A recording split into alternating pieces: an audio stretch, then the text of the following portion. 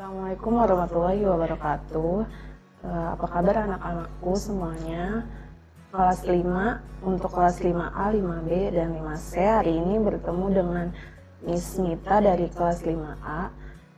Miss akan menyampaikan materi tentang tema 5A, yaitu organ gerak hewan dan manusia.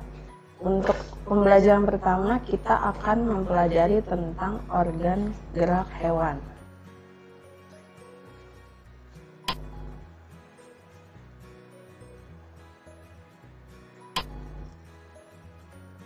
Pembelajaran pertama yaitu IPA.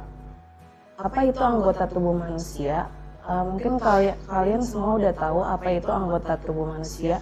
Anggota tubuh manusia yaitu adalah seluruh organ tubuh manusia dari ujung kepala sampai ujung kaki yang ada pada kita. Lalu anggota tubuh manusia itu dikelompokkan menjadi beberapa bagian. Yang pertama ada bagian kepala, bagian badan, bagian tangan, dan bagian kaki. Untuk bagian kepala itu ada rambut, ada pipi, ada alis, ada bulu mata, ada hidung, ada mulut, ada bibir, ada gigi. Lalu untuk bagian badan itu ada leher, bahu, ada dada, terus ada perut, ada panggul, lalu ada juga pinggul. Lalu untuk di bagian tangan itu ada lengan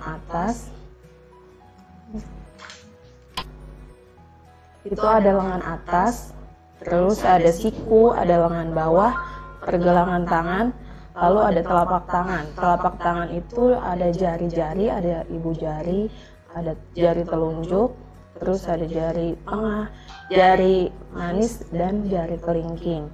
Lalu untuk di bagian kaki itu ada paha, ada lutut, ada betis, pergelangan kaki, lalu ada mata kaki, ada tumit, ada telapak kaki, dan ada ibu jari kaki, telunjuk jari kaki, terus jari tengah kaki, dan kelingking kaki.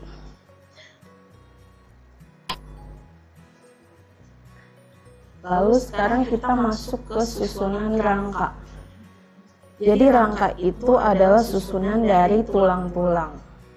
Mungkin kalian udah tahu waktu kelas sebelumnya, kelas 4 udah mempelajari tentang rangka. Nah sekarang kita akan mempelajari tentang rangka dari hewan. Yang pertama itu adalah rangka kelinci. Di situ kamu bisa lihat kelinci itu bagian tubuhnya ada tengkorak, ada tulang leher, ada tulang ruas tulang belakang, lalu ada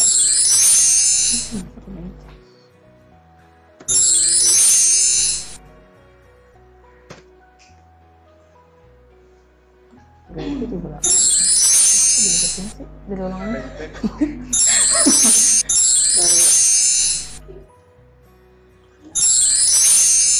ya. Sekarang kita masuk ke rangka yang pertama, itu rangka kelinci. Di situ ada bagian tengkoraknya, ada di bagian kepala, terus ada tulang leher, ada ruas tulang belakang, tulang pangkal paha, tulang panggul, tulang ekor, tulang pubik, tulang kaki belakang, terus ada tulang kaki depan, ada ulna, radius, humerus.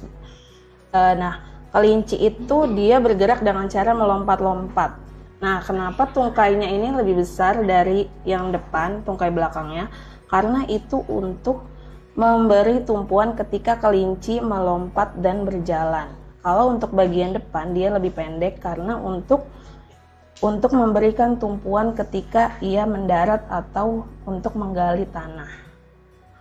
Lalu kita masuk ke rangka burung. Sama seperti kelinci, burung juga ada tengkoraknya, ada rongga matanya, ada tulang leher, tulang rusuk, tulang dada, tulang kering, tulang paha, tulang telapak kaki, tulang jari kaki, tulang sayap, ulna, radius, humerus, sama tulang panggulnya. Nah, untuk burung itu dia terbang dengan menggunakan sayapnya, yaitu dikepak-kepakan, sedangkan ekornya itu digunakan untuk menyeimbangkan ketika burung terbang di atas awan. Lalu yang selanjutnya kita masuk ke rangka ikan.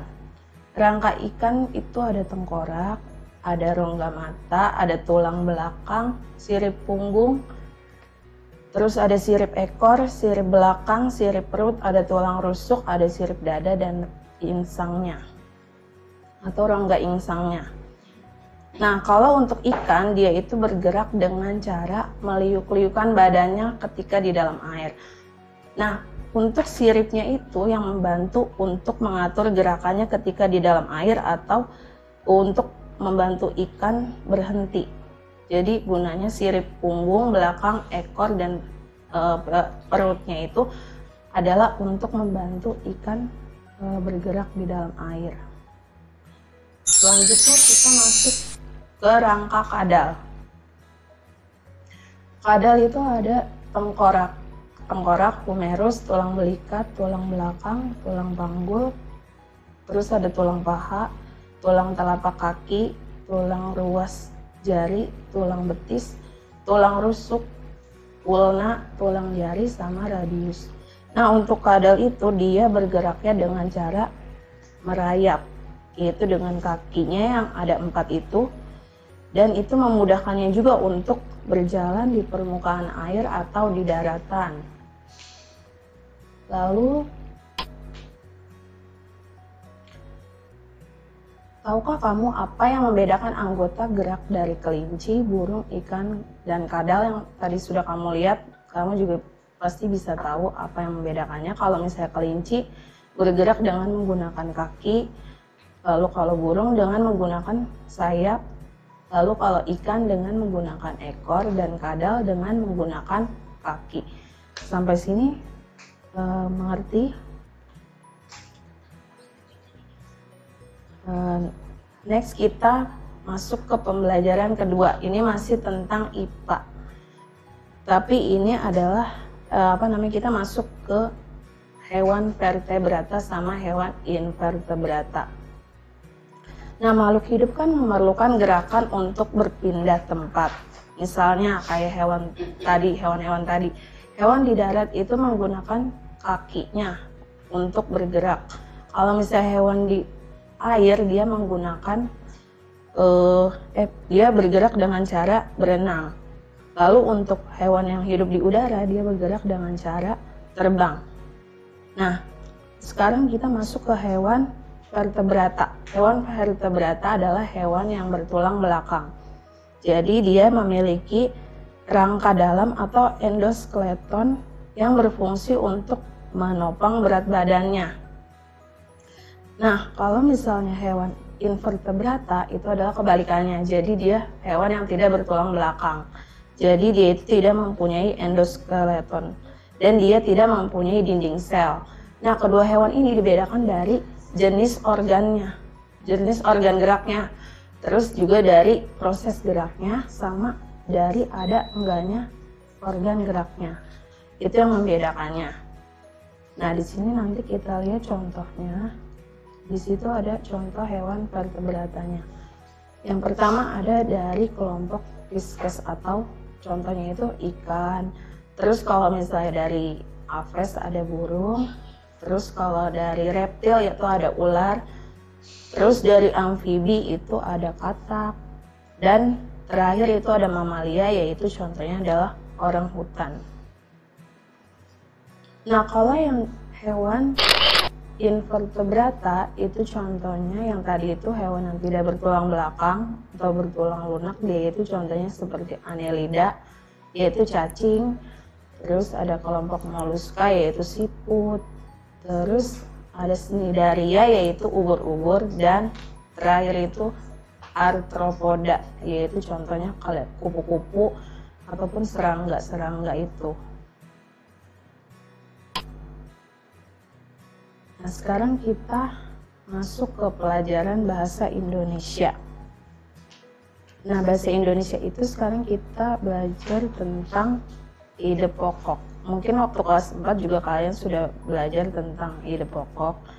Jadi ide pokok ada yang tahu apa? Iya, ide pokok adalah pokok pikiran atau masalah utama yang dibahas dalam sebuah paragraf.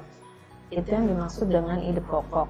Nah, fungsinya apa sih ide pokok itu? Jadi ide pokok itu adalah untuk menjelaskan inti dari suatu paragraf. Jadi di dalam suatu paragraf itu pasti ada namanya ide pokok. Nah, gimana sih cara menentukannya? Pertama, kita menemukan kalimat utama. Karena dalam suatu paragraf itu pasti ada namanya kalimat utama dan kalimat penjelas. Kalimat utama yaitu yang sebagai kalimat utama, dan kalimat penjelas itu adalah kalimat pengembang atau yang menjelaskan kalimat utama atau membantu menjelaskan kalimat utama.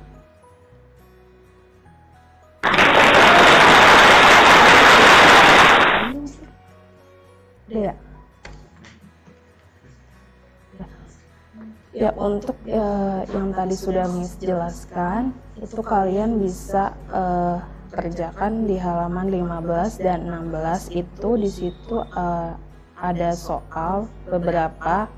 Nanti kalian bisa kerjakan di halaman ini, yaitu halaman 15 dan halaman 16 yang ini. Ya, cukup sekian pembelajaran hari ini. Jika ada yang bertanya, bisa bertanya lewat WhatsApp masing-masing wali kelas. Kurang lebihnya mohon maaf. Jangan lupa untuk jaga kesehatan, kebersihan, dan tetap semangat. Wassalamualaikum warahmatullahi wabarakatuh.